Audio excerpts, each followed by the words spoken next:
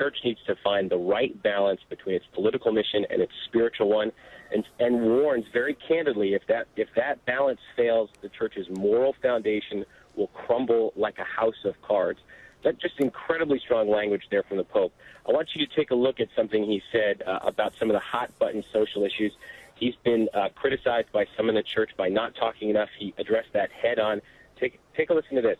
We cannot insist only on issues related to abortion, gay marriage, and the use of contraceptive methods.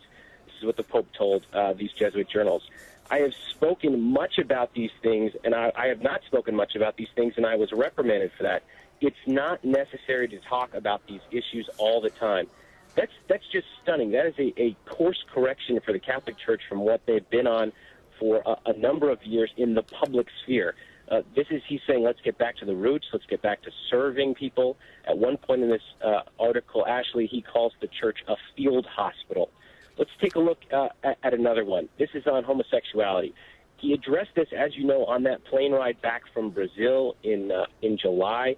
He talked very candidly. He said, who am I to judge if someone who's gay approaches the Lord with an honest heart?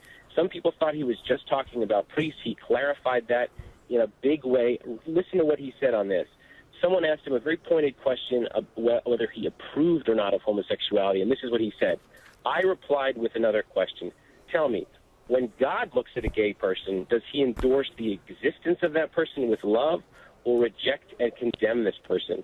We must always consider the person. Here we enter into the mystery of the human being. It's just a very, very different tone than we've heard from the Catholic Church publicly. He's going back to the catechism, the laws of the church that say embrace people who are gay, even if you're not embracing the acts and the things that they're doing that may be outside of the church's teachings. Let's look at one last thing, Ashley. This is something he had to say about women in the church. He said on that plane ride back from Brazil there needs to be a new theology on women. He said there's not going to be women priests, but that women need to play a much more active role in the church.